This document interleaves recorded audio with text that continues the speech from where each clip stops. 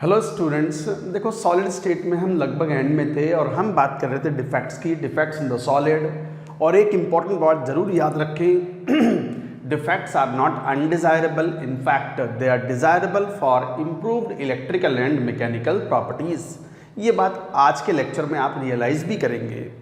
तो देखो हम डिफेक्ट्स में हमने स्टाइकोमेट्रिक डिफेक्ट्स जिसमें फ्रैंकल शॉटकी दोनों पढ़ लिए थे विद एग्जाम्पल्स। दूसरा हमने बताया था नॉन स्टाइकोमेट्रिक डिफेक्ट जिसमें मेटल एक्सेस और मेटल डेफिशिएंसी दोनों हमने ले लिए थे। लास्ट में जाते आते हमने मेटल डेफिशिएंसी डिफेक्ट के बारे में जैसे एग्जांपल लिया था नॉन स्टाइकोमेट्रिक कंपाउंड जैसे Fe 0.970। ये नॉन स्टाइकोमेट्रिक कंपाउंड है, इसके अंदर मेटल 2 या 2 more than 2 different oxidation state में एग्जिस्ट करती है for charge neutrality. Charge neutrality means total positive charge should be equal to total negative charge. उसी में चलो एक क्वेश्चन और लेते हैं आपकी प्रैक्टिस के लिए। मान लो क्वेश्चन कुछ ऐसे पूछ लिया जाए कि मैंने एग्जांपल लिया भी था a non stoichiometric compound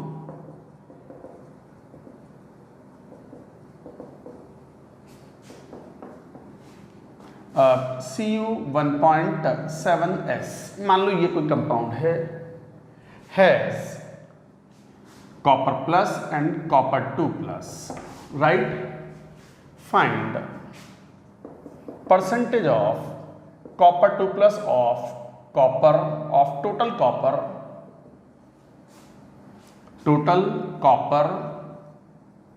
in Cu1.7S। तो गाइज इस कंपाउंड के अंदर you have to tell the percentage of copper 2 plus of total copper कितना होगा। तो मैंने कहा भी था इन क्वेश्चंस को सॉल्व करने का एक सिंपल सा तरीका है, maintain the charge neutral. Total positive charge should be equal to total negative charge. हर कंपाउंड इलेक्ट्रिकली न्यूट्रल होगा, चाहे वो स्टाइकोमेट्रिक हो या नॉन स्टाइकोमेट्रिक।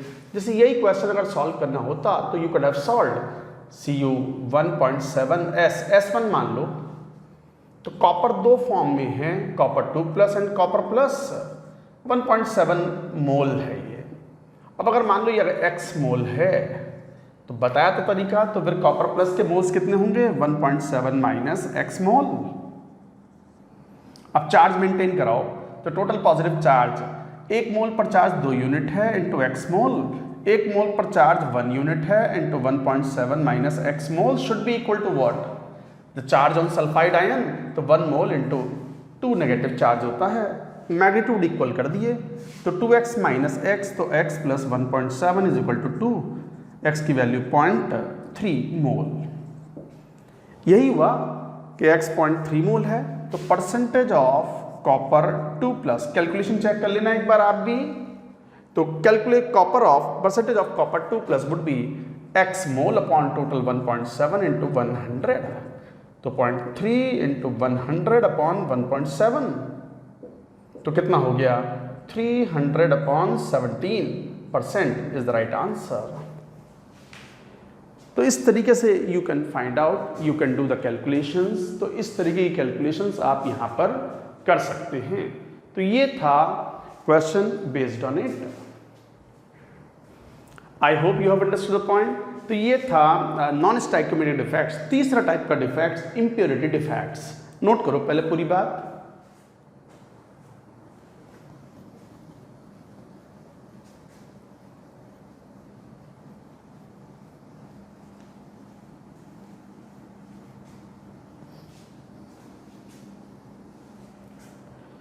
नेक्स्ट हेडिंग लिखो थर्ड। तीसरे टाइप का डिफेक्ट वो है इंप्योरिटी डिफेक्ट्स।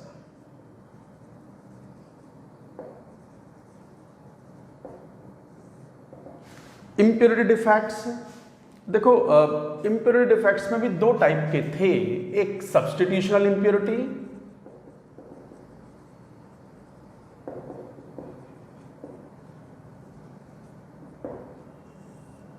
सब्स्टिट्यूशनल इंप्योरिटी डिफेक्ट का मतलब मान लो कोई मेटल का सॉल्ट है तो कोई और मेटल का सॉल्ट उसमें डोप करो। डोप करते मतलब मिलाओ बाहर से इन द स्मॉल अमाउंट।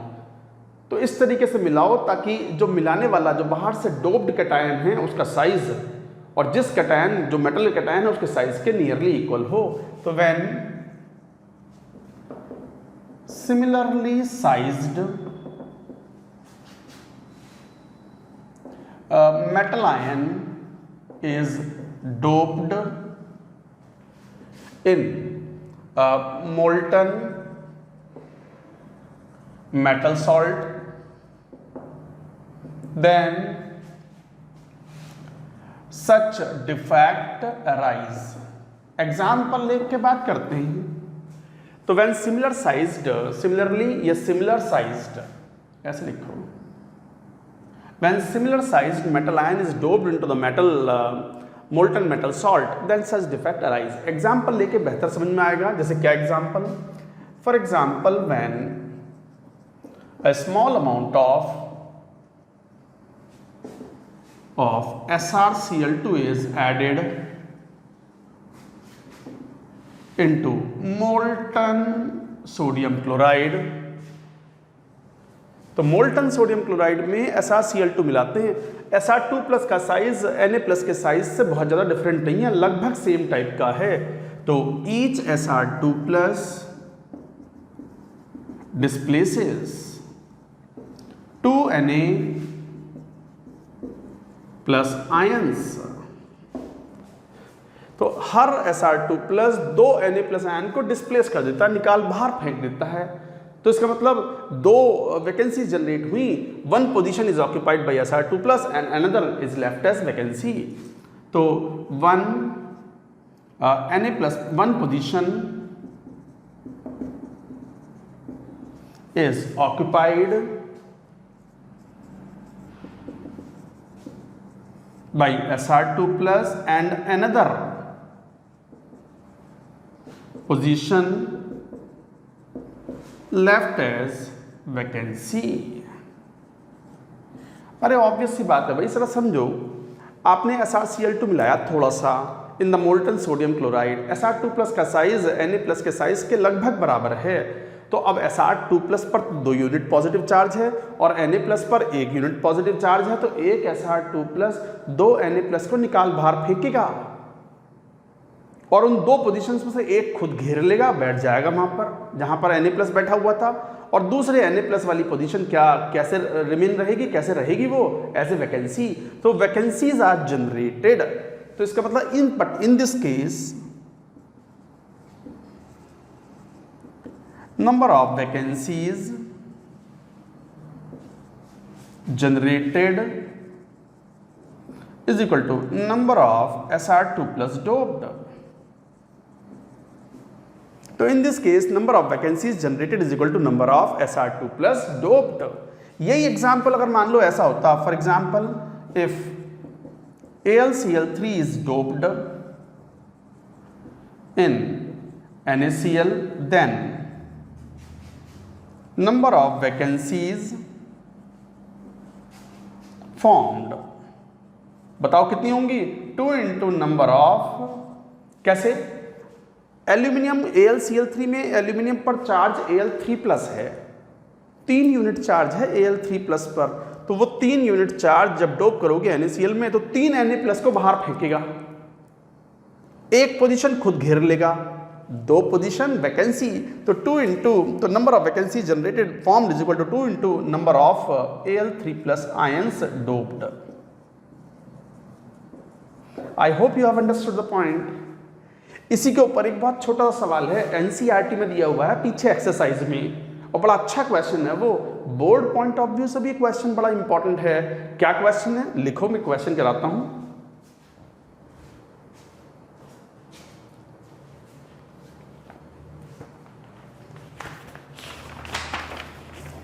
हाँ देखो, ये क्वेश्चन है, पहले नोट कर लो पूरी बात.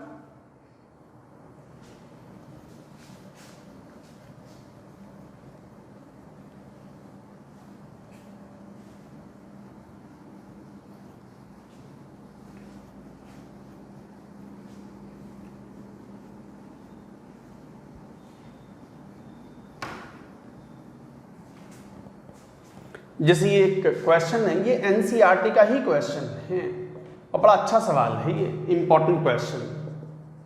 क्वेश्चन कुछ ऐसा है कि if NaCl is doped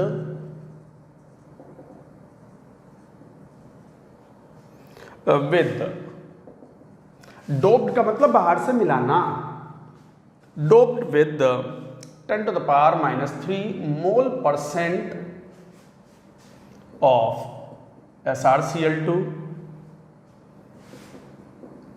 Find concentration of vacancies. Find concentration of vacancies, concentration of cation vacancies. बस यही सवाल है।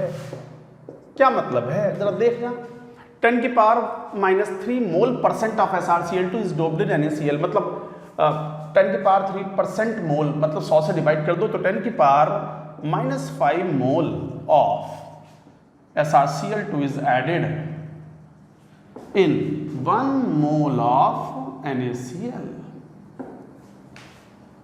तो 10 की power minus 5 mole of SrCl2 is added in 1 mole of NaCl। 1 mole NaCl मिला दिया इसमें, तो इसका मतलब कितनी वैकेंसीज हुई। अब ये तो पता ही है कि नंबर ऑफ वैकेंसीज पर मोल ऑफ Na प्लस कितनी होंगी, number of Sr2 plus doped. तो नंबर ऑफ Sr2 प्लस कितना डोप्ड है पर मोल ऑफ Na प्लस 10 की पावर माइनस 5 मोल, मतलब 6.022 इंटू 10 टू द पावर 23, तो 6.022 into 10 to the power 18 vacancies हैं पर मोल ऑफ NaCl। यही आंसर है, तो यही है कंसंट्रेशन ऑफ वैकेंसीज, तो यही है concentration of cationic vacancies. Cationic vacancies की जो संख्या है, कंसंट्रेशन है, दिस इज दिस मच पर मोल ऑफ NaCl। यही आंसर है, NCERT का एक्सरसाइज का क्वेश्चन है ये, तो it is a good question. तो ये था कौन सा, सब्स्टिट्यूशनल इम्प्योरिटी डिफेक्ट। आपने बाहर से कोई और एलिमेंट डोप कर दिया, obviously formula will change in such cases also, क्योंकि it is no more pure NaCl, it is now NaCl plus SrCl2। And now we take up second in the impurity defect, कौन सा, interstitial impurity defect। लिखो B, interstitial impurity defect। पहले note कर लो,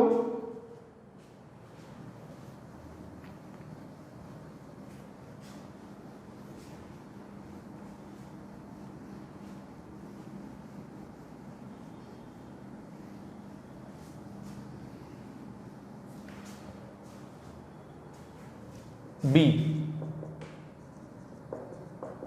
interstitial impurity defect। नाम से मालूम पड़ रहा है, इंटरस्टिशियस का मीनिंग क्या बताया था आपको, वॉइड्स। तो इस तरीके से आप इंप्योरिटी मिलाओ कि वॉइड पोजीशन ऑक्यूपाई करें, और वॉइड छोटे साइज के होते हैं, तो ये इस तरह की इंप्योरिटी जब जनरेट होती है जब बहुत स्मॉल साइज के एटम डोप किए जाएं। तो लिखो व्हेन दिस इफेक्ट या दिस डिफेक्ट, इफेक्ट नहीं defect, this defect arise when small sized element like hydrogen, boron, carbon, nitrogen, etc. are doped into metals like iron, cobalt, मान लो manganese, tungsten, etc. So this kind of defect arise when small sized elements, so these small elements, small sized doped elements, जैसे कौन, boron, carbon, nitrogen, hydrogen etc. occupy voids of metals and impart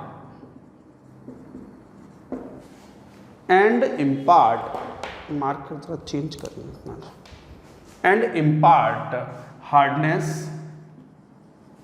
toughness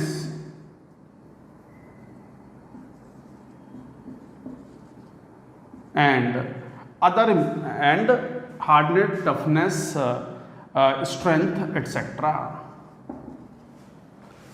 and impart hardness, toughness, strength to metal. Improved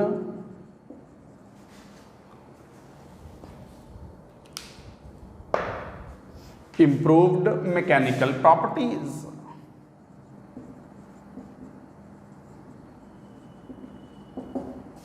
For example, steel,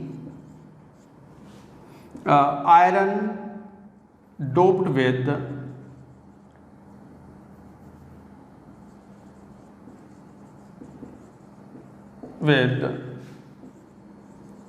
carbon.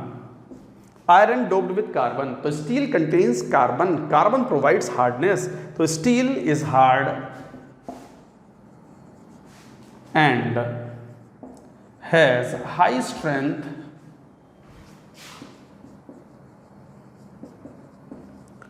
due to doping of carbon.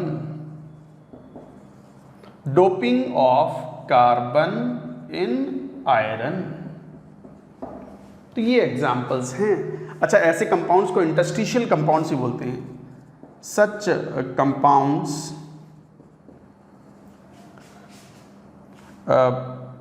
Having doping are called interstitial compounds. Such compounds having doping are called interstitial compounds. तो ऐसे compounds को हम interstitial compounds बोलते हैं और काफ़ी properties improve हो जाती हैं। इनकी वजह से density बढ़ जाती है, तो density increases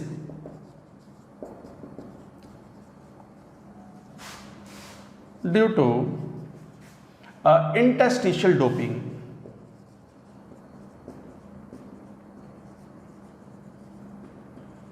तो इंटरस्टिशियल डोपिंग की वजह से डेंसिटी बढ़ जाती है, DEN। तो density increases due to the interstitial doping. So these are the properties, these are the points about the interstitial impurity defect. तो guys ये समझे, ये थे defects. Defects are over. और मैंने कहा defects are very very important and they are also called thermodynamic defects because temperature बढ़ने पर defects बढ़ते हैं। defect बढ़ेंगे तभी तो उसमें कई तरह की मैकेनिकल और इलेक्ट्रिकल प्रॉपर्टीज इंप्रूव हो पाएगी। अभी डिफेक्ट्स के और भी एग्जांपल लेंगे जब हम बात करेंगे प्रॉपर्टीज ऑफ सॉलिड्स की। इसको नोट करो और हेडिंग लिखो properties of solids.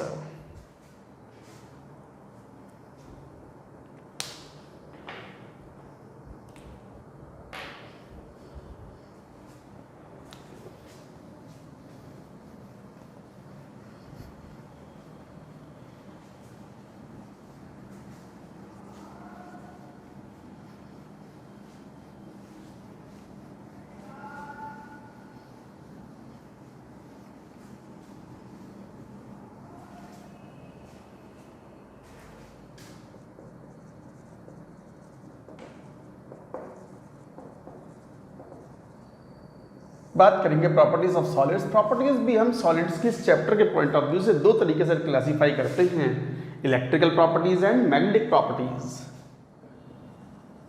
Electrical properties and magnetic properties. Actually ये प्रॉपर्टीज तो बहुत ही वास्ट हैं, पूरी इलेक्ट्रिकल एंड इलेक्ट्रॉनिक्स पूरी इलेक्ट्रिकल प्रॉपर्टीज पर बेस्ड है, तो वो सब तो हम इतना डिटेल में नहीं, बस डेफिनेशंस हैं that we have to study.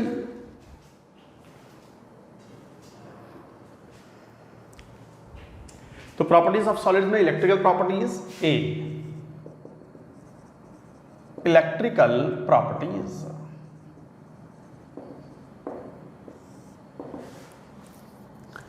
तो इलेक्ट्रिकल प्रॉपर्टीज के पॉइंट ऑफ व्यू से अगर देखें तो हम यूँ मानो कि सॉलिड्स को हम तीन पार्ट में डिवाइड कर सकते हैं, conductors, insulators and semiconductors.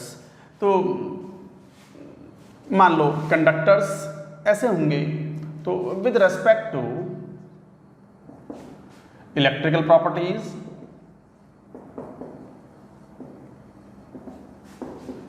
solids can be classified as conductors, semiconductors and insulators. तो with respect to the electrical properties solids can be classified as conductors, semiconductors, insulators. और ये बात हम केमिकल बॉन्डिंग में भी बताते हैं, मॉलिक्यूलर ऑर्बिटल थ्योरी में। Depending upon the band model, band gap अगर लार्ज होगा तो इंसुलेटर्स, बैंड गैप नेग्लिजिबल होगा या ओवरलैपिंग होंगे बैंड्स तो कंडक्टर्स, और बैंड गैप इंटरमीडिएट होगा, स्मॉल होगा, इन बिटवीन, तो इट इज सेमीकंडक्टर्स। जैसे अगर प्रॉपर्टीज वाइज देखें तो we can classify like this: conductors, electrical conductivity is in the range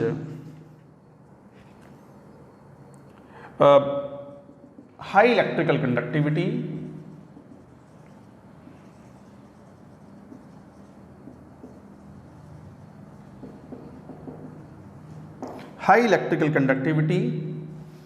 किस में रेंज में? 10 to the power 4 to 10 to the power 7 siemens metre -1। Siemens metre -1, ये siemens है। साइमन्स मीन्स ये कंडक्टिविटी को रिप्रेजेंट करता है। तो siemens metre -1 high electrical conductivity. हालांकि इस यूनिट के बारे में बात करेंगे इलेक्ट्रोकेमिस्ट्री में। जैसे मेटल्स having electrical conductivity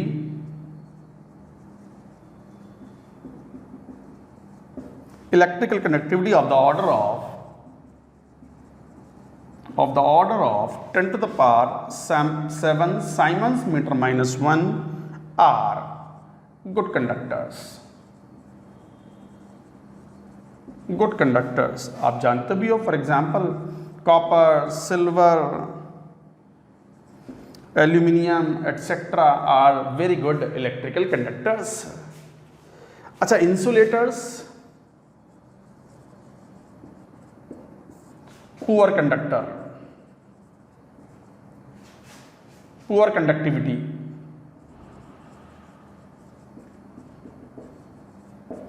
और इनकी conductivity is in the range of 10 to the power -20 to 10 to the power -10 Siemens meter -1। They are the poor conductors of electricity। Semiconductors,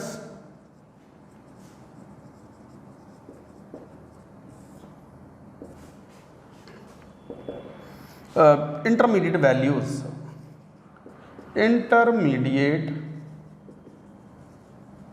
values of conductivity।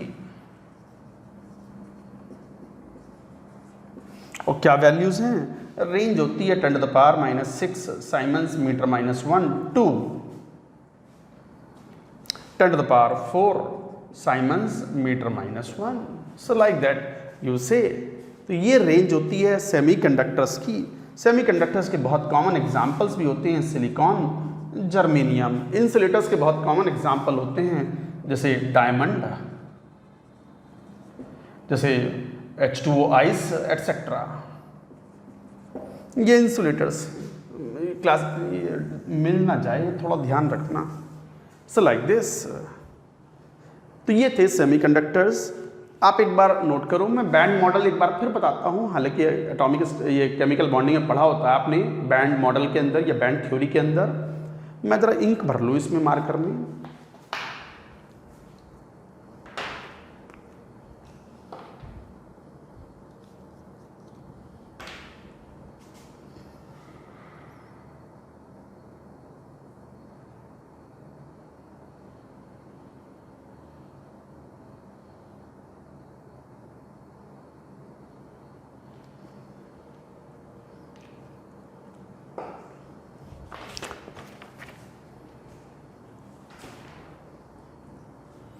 Note कर लिया?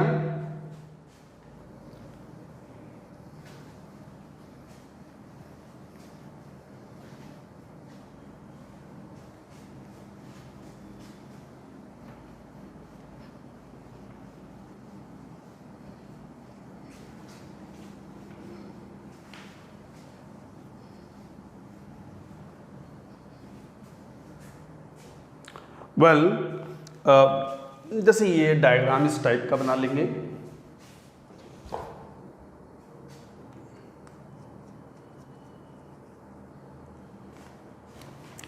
जैसे ये मान लो ये band बन जाते हैं, fully filled band which is called valence band,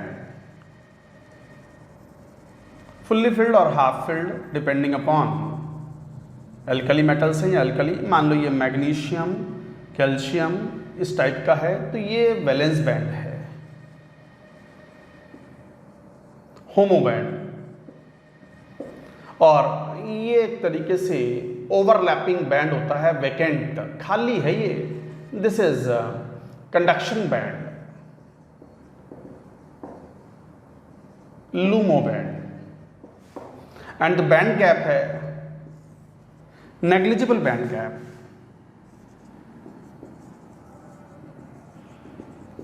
negligible band gap और बैंड्स ओवरलैप। बैंड ओवरलैप करते हैं, जैसे मैग्नीशियम कैल्शियम के केस में था, तो valence band is fully filled and conduction band is vacant. तो जैसे ही इलेक्ट्रिक फील्ड अप्लाई करते हैं, under the electric field electron jump from the valence band to the conduction band. तो लिख भी देंगे under electric field electron jump from valence band to conduction band.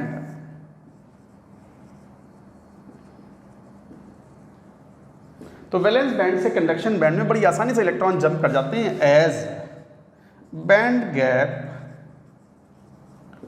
Is इनफाइनाइटसिबली small.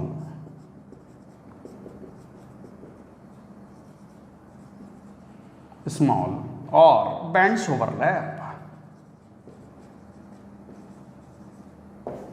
या तो बैंड ओवरलैप करते हैं या बहुत ही स्मॉल डिफरेंस होता है कंडक्टर्स में। तो ये हुए कंडक्टर्स, मेटल्स कंडक्टर्स के बढ़िया एग्जाम्पल हैं। तो ये थे conductors, metals are very good examples. दूसरे हैं insulator, band gap is very large. मान लो ये वैलेंस बैंड है, फुल्ली फिल्ड है या जो भी हाफ फिल्ड है, बट ये वैलेंस बैंड है।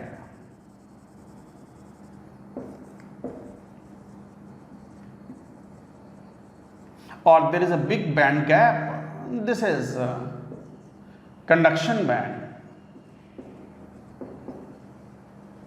And band gap is very large. Band gap और band energy gap is large।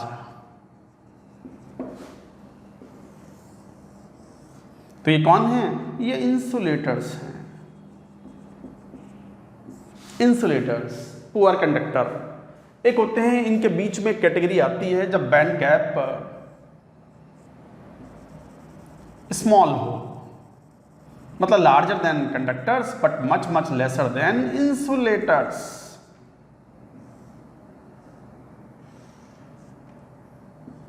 Small band gap,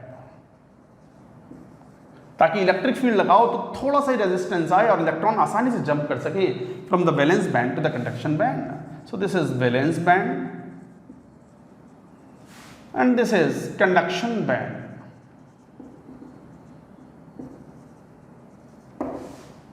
And these are semiconductors. Silicon, germanium, also called as intrinsic semiconductors। हालांकि semiconductors पर physics में खूब अच्छा खासा आप पढ़ते हो in modern physics. Modern physics में n type of conduction, p type of conduction, ये सब इसी के बेसिस पे होते हैं। अच्छा, ये हमने कहा भी था कि ये इंट्रिंसिक सेमीकंडक्टर्स होते हैं, called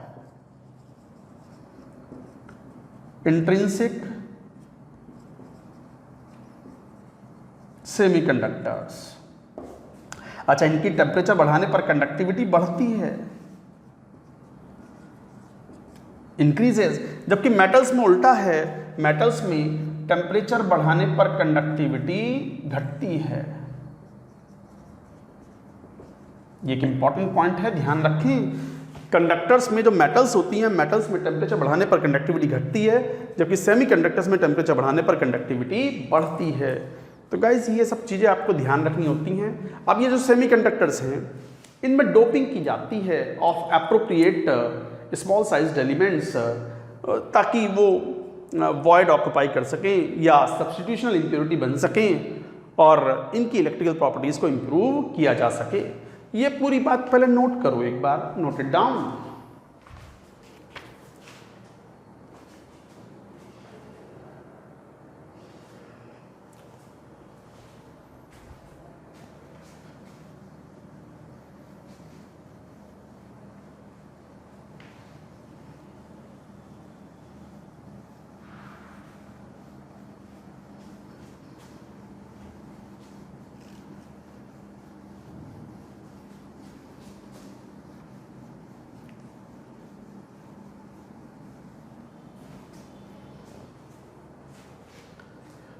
To improve electrical conductivity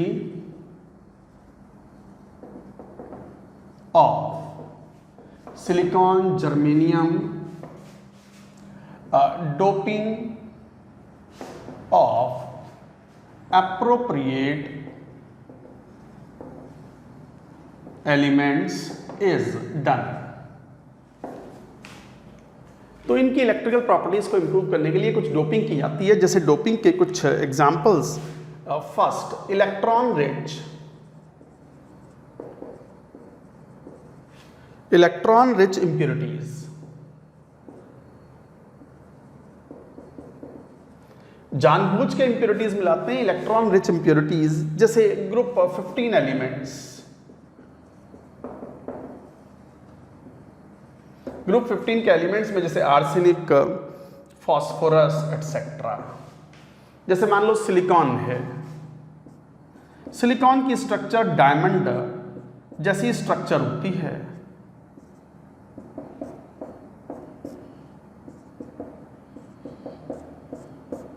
and so on.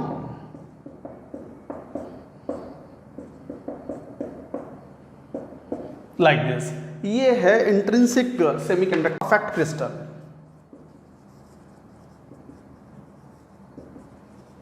मान लो इसमें डोपिंग कर दिया आपने, मान लो इसमें डोपिंग की हमने आर्सेनिक या फास्फोरस की, तो आर्सेनिक इज डोप्ड। तो आर्सेनिक अगर डोप किया तो क्या बन जाएगा, आर्सेनिक जो है एक सिलिकॉन को डिस्प्लेस कर देगा। तो silicon is displaced at some sites by arsenic, but arsenic के वैलेंस शेल में कितने इलेक्ट्रॉन है, 4 नहीं है 5, और सिलिकॉन के वैलेंस शेल में 4 इलेक्ट्रॉन थे, चारों बॉन्ड बना रहे हैं, ये रहे लाइक दिस। तो फिर क्या होगा, सिचुएशन ऐसी आ जाएगी, सिलिकॉन सिलिकॉन सिलिकॉन सिलिकॉन, और यहां आर्सेनिक आ गया, सिलिकॉन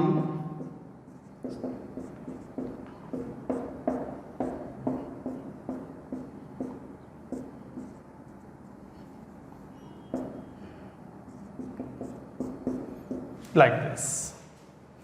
यहां आर्सेनिक आ गया, और आर्सेनिक के वैलेंस शेल में जरा ध्यान दो, सिलिकॉन के वैलेंस शेल में कितने इलेक्ट्रॉन थे, 4, चारों बॉन्ड्स बना रहे हैं, और सिलिकॉन ने आर्सेनिक को निकाल बाहर फेंका और सिलिकॉन की जगह आर्सेनिक आ गया, और आर्सेनिक के वैलेंस शेल में 5 इलेक्ट्रॉन थे, 5 में से 4 ने तो बॉन्ड बना लिए, बाकी आजू बाजू सिलिकॉन के साथ में 1 इलेक्ट्रॉन फ्री रह गया। So this electron is the valence electron of the arsenic is like electron. तो ये एडिशनल इलेक्ट्रॉन हैं, तो इसको मोबाइल इलेक्ट्रॉन है, ये मोबाइल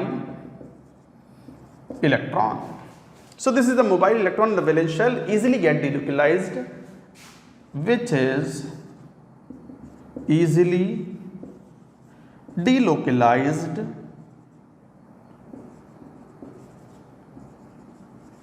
under electric field। तो एक्सटर्नल इलेक्ट्रिक फील्ड में ये इलेक्ट्रॉन बड़ी आसानी से आजू बाजू भाग सकता है, यहां नहीं है भागने के लिए कुछ भी, तो ये इलेक्ट्रॉन बड़ी आसानी से मूव कर सकता है।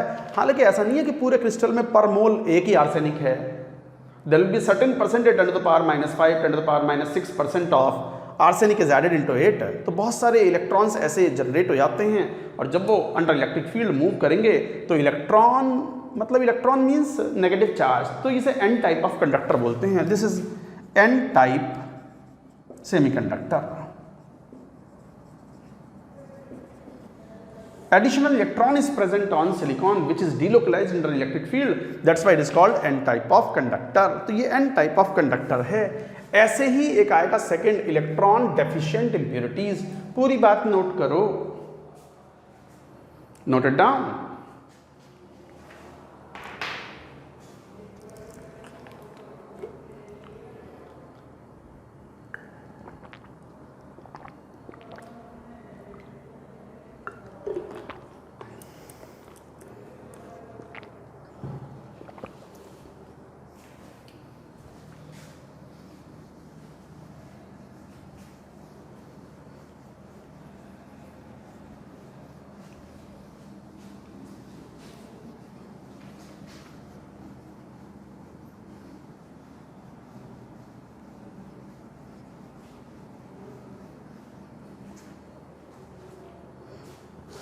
जैसे electron deficient impurities,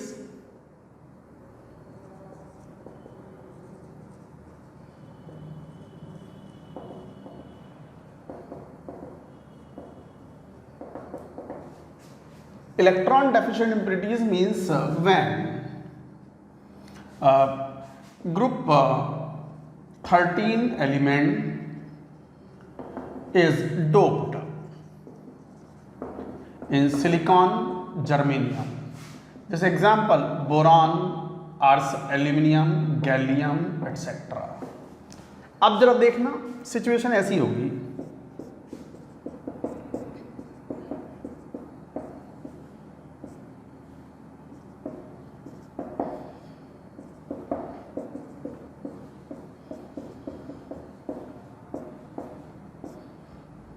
and like this. अब मान लो यहां पर आपने गैलियम इज डोप्ड, तो गैलियम के वैलेंस शेल में 3 इलेक्ट्रॉन हैं और सिलिकॉन तो 4 बॉन्ड बना रहा है, तो वैलेंस शेल में 4 इलेक्ट्रॉन थे। तो अब गैलियम ने सिलिकॉन को निकाल बाहर फेंका और सिचुएशन ऐसी हो गई, यहां गैलियम आ गया या जो भी मान लो, चलो गैलियम आ गया।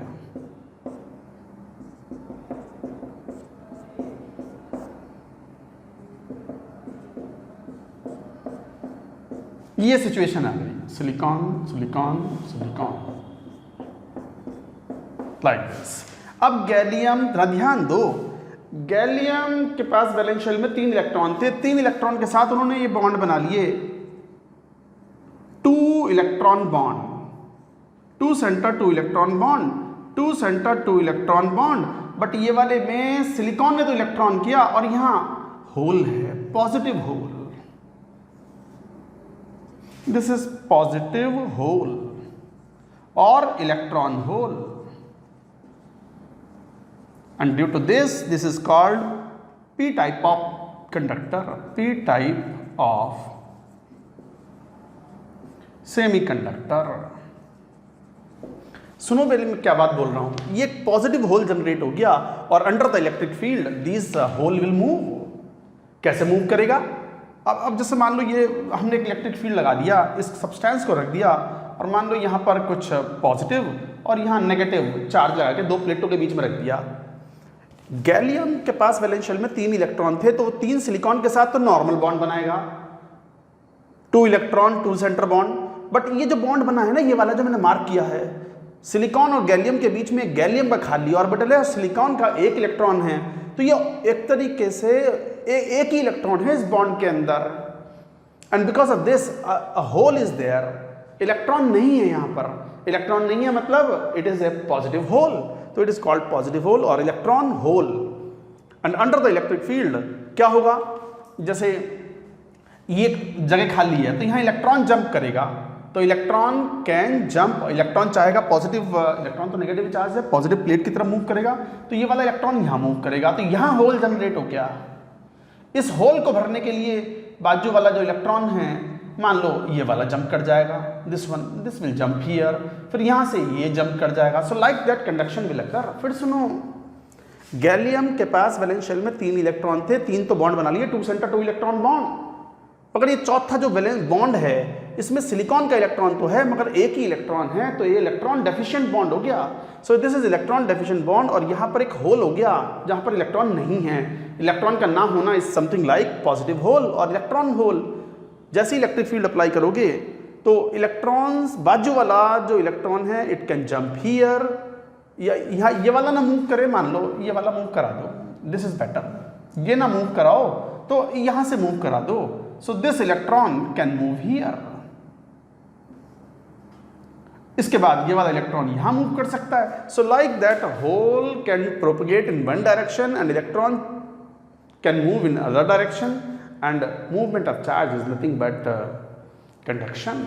सो गाइज ये था पी टाइप ऑफ सेमीकंडक्टर। तो these semiconductors, P type and N type of conductors are responsible for diodes, triodes, transistors formation. तो diode, triodes, semiconductors, etc.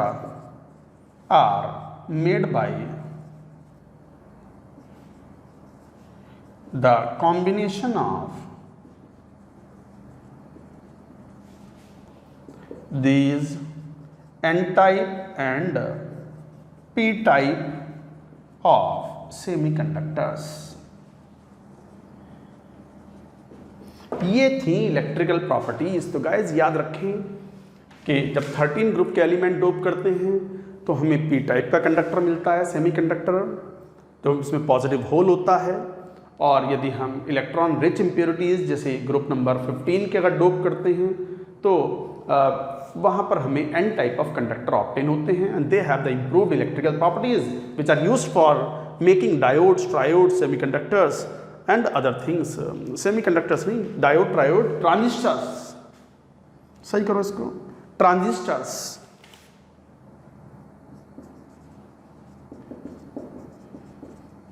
Transistors are made by combination of this M। तो guys ये थी properties, electrical properties. Now magnetic properties, पूरी बात note करो, heading लिखो magnetic properties.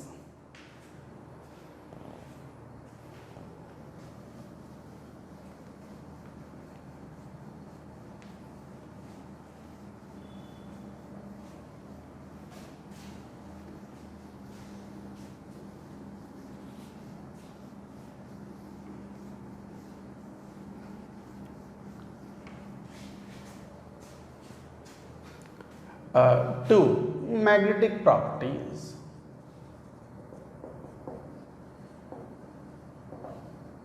Magnetic properties में actually अगर किसी सब्सटेंस में कोई अनपेयर्ड इलेक्ट्रॉन है तो अनपेयर्ड इलेक्ट्रॉन जो होगा वो ऑर्बिटल के अंदर होगा और न्यूक्लियस के अराउंड मूव करने के कारण उसका एक ऑर्बिटल एंगुलर मोमेंटम होगा, ऑर्बिटल मैग्नेटिक मोमेंट होगा, और स्पिन के कारण भी एक मैग्नेटिक मोमेंट होगा, जिसकी वजह से उसका एक मैग्नेटिक मोमेंट होगा और वो मैग्नेटिक इफेक्ट जनरेट करेगा। तो इसका मतलब unpaired electron in species act as a small magnet, tiny magnet. An unpaired electron in a substance behaves as a tiny magnet और वो मैग्नेटिक इफेक्ट जनरेट करता है। तो एक टाइनी मैग्नेट होता है, magnetic moment, it has magnetic moment as a magnetic moment। Magnetic moment भी दो तरीका, orbital magnetic moment and spin magnetic moment. Orbital and spin magnetic moment. इनमें डिटेल्स में ना जाते हुए हमें 5 तरह के सॉलिड्स पढ़ने हैं based on their magnetic behaviour और मैग्नेटिक नेचर। कौन कौन से? डायामैग्नेटिक, पैरामैग्नेटिक, ये तो हम 2 जानते भी हैं, हम एटॉमिक स्ट्रक्चर में पढ़ भी चुके होते हैं सबको। और तीसरा होता है फेरोमैग्नेटिक, फिर होता है एंटी फेरोमैग्नेटिक, एक होता है फेरी मैग्नेटिक। तो चलिए one by one let us talk about them. Paramagnetic substance A. Paramagnetic substance having one or more unpaired electrons, weakly attracted in magnetic field. And the examples are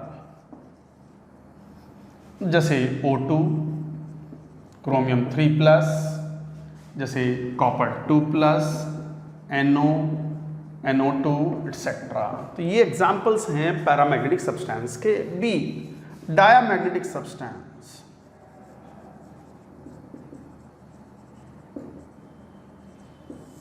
diamagnetic substance जो होते हैं इनमें कोई unpaired electron नहीं होता, no unpaired electron, weakly repelled under magnetic field, weakly repelled under magnetic field. And the examples like H2O, benzene, इस type के examples ले सकते हैं, जैसे NaCl एटसेट्रा।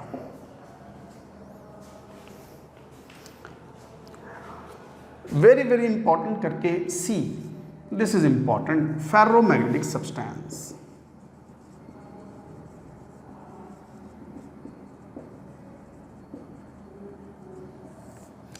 फेरोमैग्नेटिक सब्सटेंस, हाँ हम सॉलिड्स की बात कर रहे हैं तो हमने जनरल ले लिया, जरूरी नहीं है सॉलिड ही हो, बट फेरोमैग्नेटिक बाकी तीन में इन iron, cobalt, nickel, GD, gadolinium,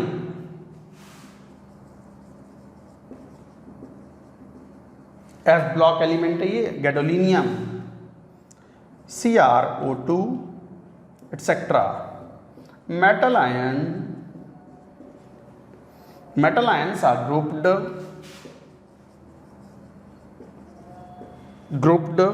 into regions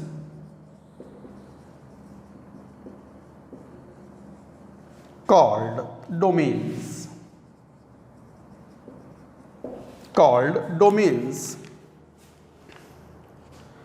These domains are randomly oriented. लिखो, पहले मैं समझाता हूं क्या है। These domains are randomly oriented in absence of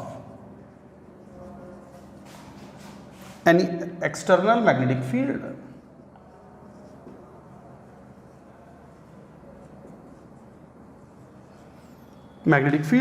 And their magnetic moments are cancelled.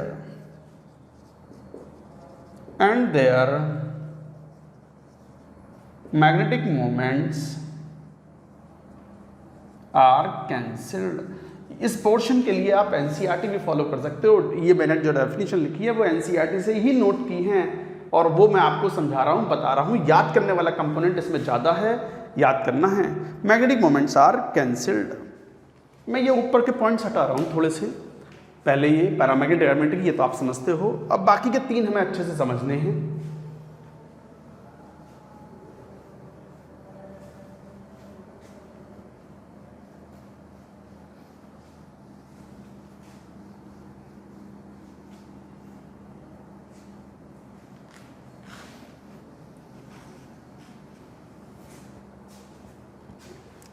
Ferromagnetic में next point, under magnetic field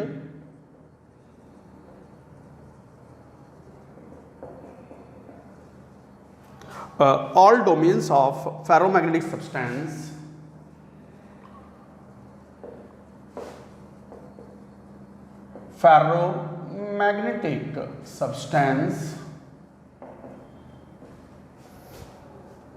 are oriented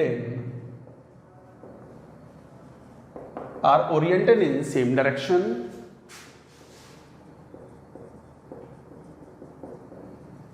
are oriented in same direction and produce a very strong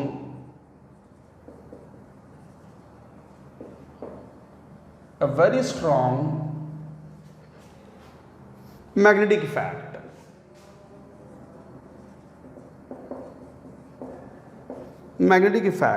These metals, जैसे कौन, iron, cobalt, nickel etcetera, are permanently magnetised.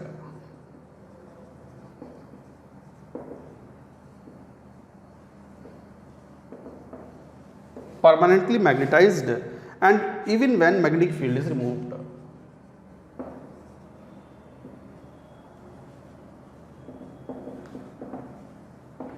Magnetic field is removed.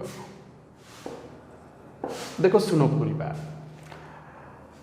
Ferromagnetic substance जैसे iron, cobalt, nickel, इनके magnets बनाते हैं. These metals are used for magnets. तो ये जो elements हैं ये मैग्नेट्स, परमानेंट मैग्नेट्स बनाने में भी काम आते हैं. तो ये जो एलिमेंट्स हैं इनमें जो मेटल आयंस होते हैं, ऑब्वियसली मेटल्स होंगे, मेटल्स के अंदर जो मेटल कर्नल्स होंगे, वैलेंस इलेक्ट्रॉन्स तो डिलोकलाइज होते हैं, जब तो ये अच्छे कंडक्टर हैं इलेक्ट्रिसिटी के. तो मेटल कर्नल्स या मेटल आयंस जो होते हैं, जैसे 100 200 मेटल आयंस के ग्रुप बन जाते हैं जिन्हें हम डोमेन बोलते हैं. तो certain number of the metal ions are grouped into the regions and those regions are called domains. वो डोमेन्स रैंडमली ओरिएंटेड होते हैं in absence of any external magnetic field, और जिसकी वजह से उनका मैग्नेटिक मोमेंट्स कैंसल्ड आउट होता है. But under the magnetic field सभी के सभी डोमेन्स एक ही दिशा में, एक ही डायरेक्शन में दे आर ओरिएंटेड. तो domains of the ferromagnetic substance are oriented in the same direction and they produce a very strong magnetic effect. अगर अपोजिट डायरेक्शन में ओरिएंट हो जाएंगे तो कैंसिल आउट होगा मैग्नेटिक मोमेंट्स, तो मैग्नेटिक इफेक्ट कैंसिल आउट होगा. But यहाँ पर सभी डोमेन्स, डोमेन मतलब a group of some metal ions, they are oriented in all or oriented in the same direction. Because of that strong magnetic effect is produced and these are formed, these are called permanent magnets also. इनके अंदर magnetic effect रह जाता है even when the magnetic field is removed. तो ये थे ferromagnetic substance. Question में board में बड़े इंपॉर्टेंट होते हैं, डेफिनेशन लिखने के लिए आती है आपसे. अब तो हमें ये भी देखना पड़ेगा कि बोर्ड के अंदर ये पोर्शन रखा हुआ है या उसको बाहर किया है, because next year for the board they have curtailed out nearly 30% of the syllabus. That also we have to see. तो फेरोमैग्नेटिक सब्सटेंस में एग्जाम्पल्स जरूर है, ये आपको याद रखने हैं. इसी में एक आता है D, anti ferromagnetic substance.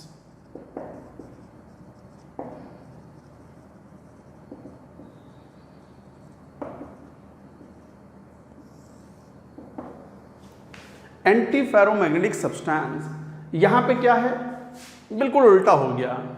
Equal number of जो डोमेन्स हैं they are oppositely oriented under magnetic field and their magnetic moments are completely cancelled and they effect no magnetic effect, they produce no magnetic effect. तो लिखो इसमें anti ferro में equal number of domains, number of domains are oppositely oriented in magnetic field, in external magnetic field. तो equal number of domains are oppositely oriented in external magnetic field and magnetic effects are cancelled out, and magnetic effects are cancelled out. याद रखने वाली चीजें हैं ये, और इनके examples जरूर याद रखने हैं. एग्जाम्पल इसका MnO, बस वो यही क्वेश्चन पूछेंगे कि which of the following is anti ferromagnetic substance. 4 option होंगे, उसमें MnO भी होगा. ये याद ना आया तो क्वेश्चन सॉल्व ना होगा. कितने लॉजिक लगाते रहियो, कुछ ना होने वाला जब तक ये याद नहीं होगा. तो इसलिए तो बोल रहा हूँ NCERT के लास्ट के 2-3 जो पेजेस हैं, सॉलिड स्टेट के लास्ट के 2-3 पेजेस थ्योरी में, ये बड़े इंपॉर्टेंट हैं. जेई मेन पर्टिकुलरली इस तरह के क्वेश्चंस पूछ लेता है. अब तो इतने सारे पेपर कंडक्ट कराते हैं, पूछेंगे ही पूछेंगे, वो याद नहीं होगा तो क्वेश्चन सॉल्व नहीं होगा। तो ये है एंटी फेरोमैग्नेटिक सब्सटेंस, जहां पर जो डोमेन्स होते हैं under the external magnetic field equal number of domains are oppositely oriented. तो बिल्कुल जितना मैग्नेटिक इफेक्ट ऊपर की तरफ है उतना ही नीचे की तरफ है, and exactly they are cancelled out and no magnetic effect is observed, and that is example of manganese oxide MnO। उसके बाद फेर्री मैग्नेटिक सब्सटेंस, नोट करो पहले पूरी बात।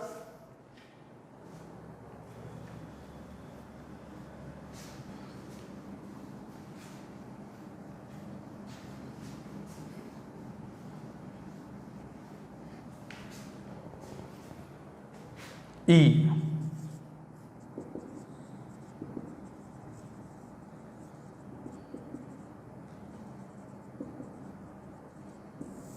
फेरोमैग्नेटिक सब्सटेंस, फेरोमैग्नेटिक सब्सटेंस में बस इतना अंतर है कि unequal number of domains are oppositely oriented. इसका मतलब किसी ना किसी डायरेक्शन में एक weak magnetic effect is produced.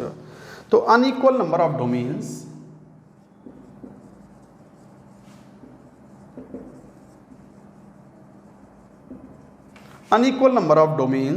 are oriented in opposite directions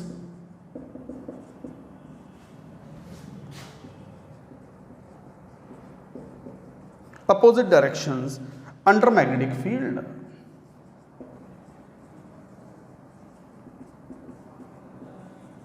Under magnetic field and hence produce weak magnetic effect. And hence produce weak magnetic effect.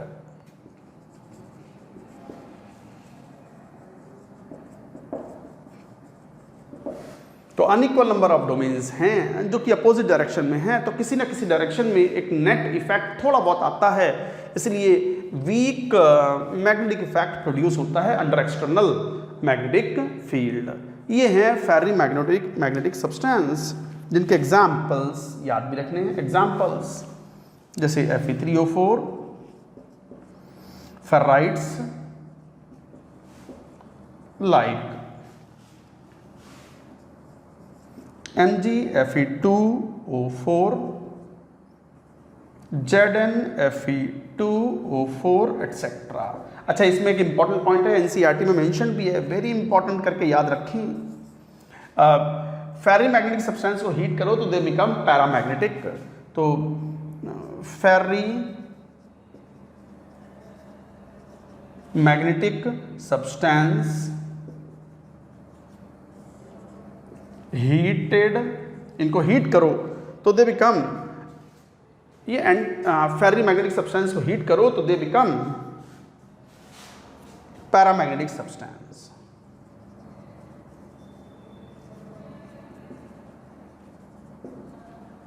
They become paramagnetic substance. तो guys ये था solid state. Solid state में हमने लगभग पूरी बात कर ली है, फिर भी एक दो पॉइंट्स जैसे मैं और आपको बतला देता हूँ। फॉर एग्जाम्पल ये हो गया, मैं चेक कर रहा हूँ इफ एनीथिंग इज लेफ्ट।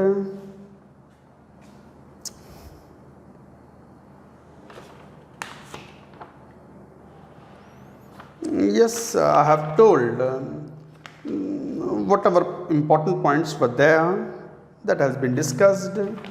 अब चलिए एक दो क्वेश्चन जनरल ले लेते हैं on solid state. Theory wise solid state is over, numericals भी जो बता दिए हैं लगभग वैसे ही क्वेश्चन आते हैं। Let's do practice of 1 or 2 more questions on solid state. पूरी बात नोट करेंगे।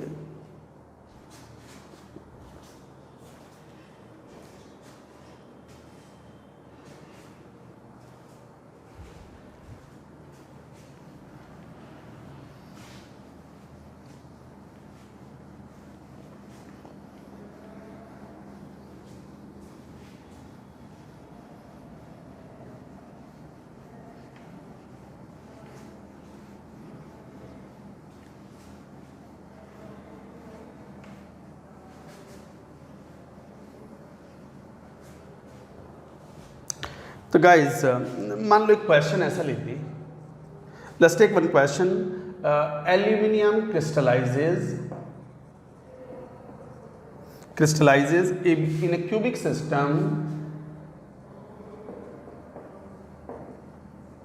in a cubic system with unit cell edge length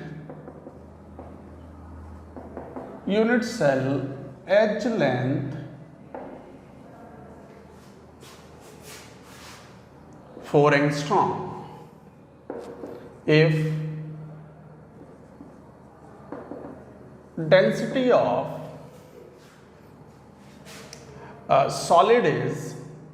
aluminum solid is 45/16 gram per cc.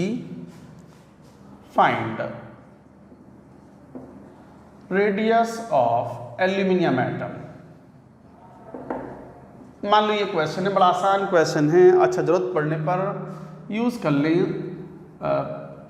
Aluminium का एटॉमिक मास 27 AMU है और Avogadro number की ज़रूरत पड़ती है तो आपको अप्रॉक्सीमेटेड वैल्यू 6 × 10⁻23 ले सकते हैं। चलो क्वेश्चन सॉल्व करो। देखो ऐसे क्वेश्चन में डेंसिटी का डायरेक्ट फार्मूला है। अब क्यूबिक सिस्टम है, अब क्यूबिक सिस्टम में तो क्वेश्चन में पता नहीं ना कि ये सिंपल क्यूबिक है या BCC है या FCC है, अब ये तो पता नहीं। तो आप एक काम करो, डेंसिटी का वाला फार्मूला लगा लो, Z × molar mass upon Na upon A cube. तो डेंसिटी 45/16 ग्राम पर ml या gram per cc is equal to Z मतलब effective number of atoms per unit cell. इससे मालूम पड़ जाएगा। और मोलर मास दिया हुआ है 27/6 × 10⁻23 अपॉन 4 × 10⁻−8 सेंटीमीटर का क्यूब। एंगस्ट्रॉम को सेंटीमीटर क्यूब में कन्वर्ट कर लिया। यहाँ से जब सॉल्व करोगे तो मैं डायरेक्ट लिख देता हूँ, Z की वैल्यू आ जाती है 4 का मतलब इट इज FCC। 4 मतलब FCC और FCC में फेस डायगोनल के अलॉन्ग टच करते हैं तो 4R = A√2। तो R की वैल्यू हो गई A कितना 4 × √2 upon 4 angstrom. √2 angstrom is the right answer, that's it. यही आंसर है क्वेश्चन का। तो इसका मतलब radius of aluminium atom is √2 मतलब 1.414 angstrom. So the answer is 1.414 angstrom. Note it down. और भी क्वेश्चन लेते हैं, आप इसको नोट करो।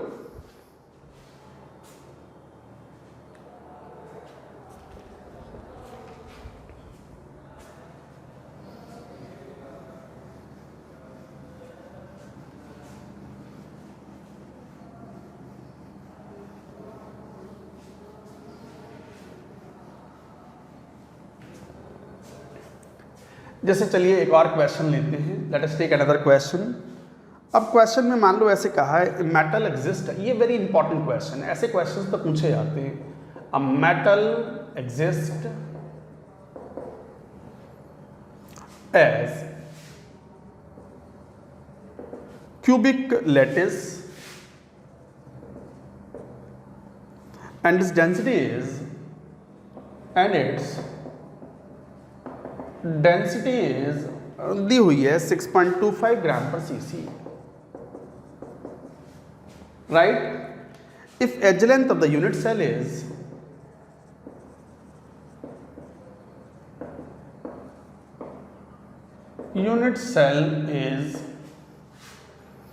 मान लो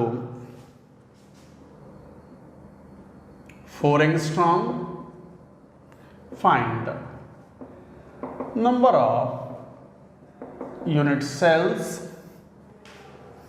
in 200 gram of metal. Solve करो question, this is an important question. एक बार आप अटेम्प्ट करें, फिर अपना आंसर आप बाद में चेक करेंगे जब हम फाइंड आउट करेंगे।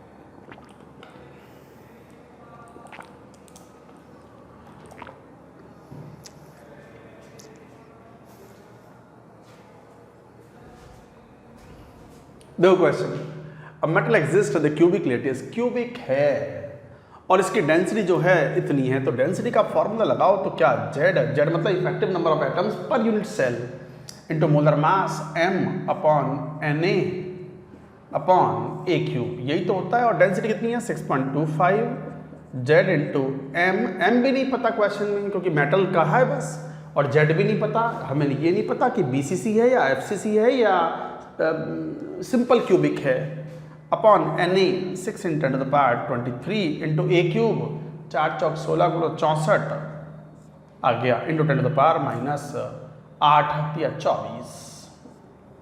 तो यहाँ से अगर देखेंगे तो ये वैल्यू आ गई जेड इंटू एम अपॉन ये 0.1 रह गया तो 66 ये वैल्यू आ गई, ठीक है। अब एक बात ध्यान दो, मोलर मास m है तो हमें पूछ रहे हैं कि how many unit cells are there in 200 gram. m molar mass, m gram के अंदर how many formula units are there, how many formula units, भाई m तो मोलर मास है, मोलर मास का मतलब एक मोल का मास, तो एक मोल मतलब एवोगैड्रो नंबर 6.06 × 10⁻23। इतने फॉर्मूला यूनिट्स, इतने m ग्राम मेटल के अंदर नंबर ऑफ फॉर्मूला यूनिट्स कितनी है, इतनी फॉर्मूला यूनिट, और तो एक यूनिट सेल में कितनी फॉर्मूला यूनिट हैं, जेड मॉलिक्यूल्स हैं या जेड फॉर्मूला यूनिट्स हैं। तो इसका मतलब, तो इसलिए m gram of metal has number of unit cell, थोड़ा ध्यान से समझना, 6 × 10⁻23 Na upon Z unit cells, इतने यूनिट सेल्स हैं। तो फिर 200 ग्राम ऑफ मेटल में कितने यूनिट सेल होंगे, तो 6 × 10⁻23 upon Z upon m into 100। अब देखो जेड इंटू एम की वैल्यू यहाँ रख लो तो बस अब सॉल्व हो जाएगा question, should be equal to 6 × 10⁻23 into 200 है ना, इंटू 200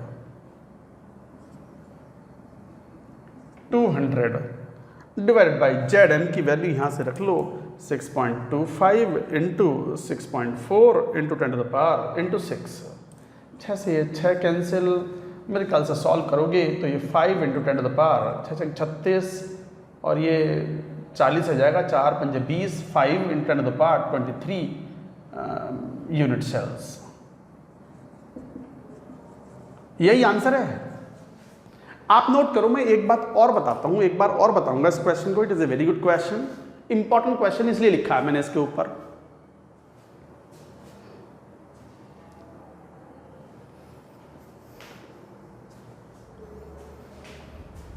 क्वेश्चन ने कहा कि कोई मेटल है, कौन सी मेटल है हमें ना पता, क्यूबिक क्रिस्टल है, कौन सा क्यूबिक क्रिस्टल है ये भी नहीं पता कि सिंपल क्यूबिक है, बीसीसी है या एफसीसी है, और इसकी डेंसिटी दी हुई है, एज लेंथ दी हुई है, नंबर ऑफ यूनिट सेल्स कितने होंगे 200 ग्राम में। तो फॉर्मूला जब लगाया तो जेड इंटू एम की वैल्यू आ जाएगी, राइट।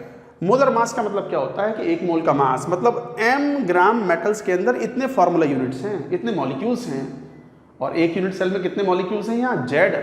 तो इसका मतलब नंबर ऑफ यूनिट सेल्स कितने हो गए 6 × 10⁻23 अपॉन जेड, इतने यूनिट सेल्स हैं m ग्राम के अंदर। तो फिर 200 ग्राम में कितने, दिस मच अपॉन आ गई वैल्यू, जेड एम की वैल्यू यहाँ से उठा के रख दी, these many unit cells are present. So ये था क्वेश्चन, हो गया ये। चलो एक और last question, take one more question for practice. हालांकि कोई बहुत मुश्किल सवाल नहीं है, आप अगर केयरफुली सॉल्व करोगे तो स्वयं भी कर सकते हैं। ये पूरा नोट करो, note down.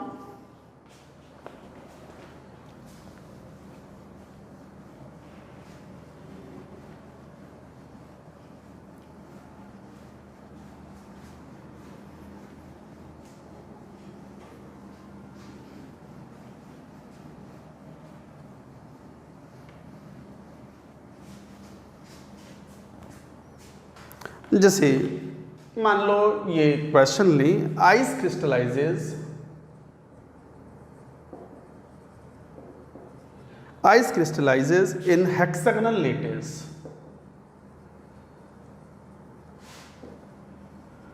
Is as shown. क्या shown है जरा एक बार देख भी लो।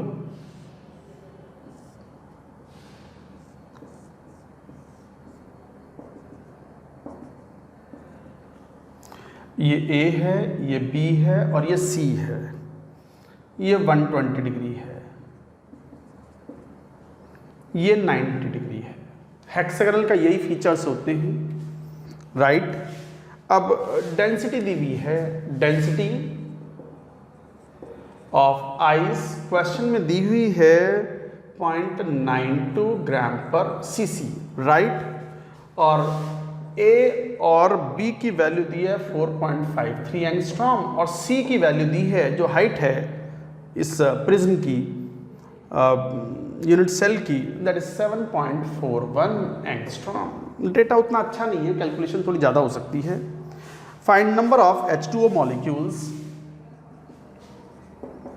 Find number of H2O molecules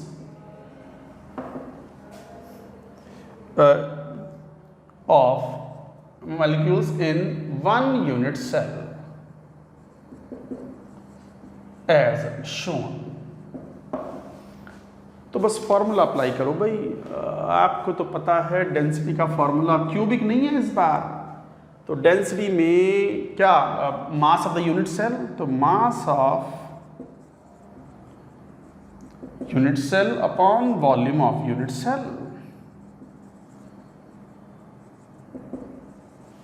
तो mass of unit cell upon volume of unit cell है, डेंसिटी कितनी 0.92 is equal to mass of the unit cell.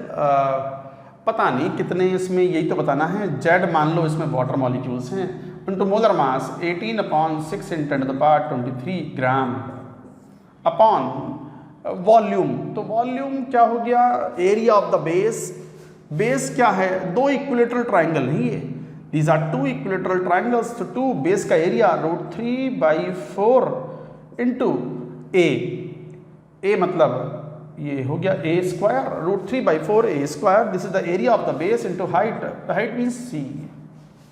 यही तो हुआ, a और b तो इक्वल हैं, तो 2 into √3/4 and the value put करोगे तो z इंटू 6×18 3/10⁻23 डिवाइडेड बाई 2 से ये कैंसिल हो गया, √3/2 इंटू a स्क्वायर 4.53 का स्क्वायर इंटू 7.41 इंटू कन्वर्ट करोगे एंगस्ट्रॉम को 10⁻⁻24 centimetre cube. 1 angstrom is 10⁻⁻8 centimetre. जब ये गुणा भाग कर लोगे तो जरा देखना ये वैल्यू कितनी आ जाएगी। This value comes out to be, यहाँ से अगर जेड सॉल्व करोगे तो जेड आ गया 4। बस यही है answer, 4 water molecules in this unit cell. तो गाइज ये था solid state is over with respect to everything. बड़ा इंटरेस्टिंग, अच्छा बढ़िया टॉपिक है, चैप्टर है। थोड़ा सा विजुअलाइजेशन इसमें यूज़ करना पड़ता है, कुछ ट्रबल पॉइंट रहते हैं इसमें स्टूडेंट्स को, बट समय के साथ बार बार रिवाइज करोगे तो वो पॉइंट्स भी हट जाते हैं and things become crystal clear in the chapter. That's it for now.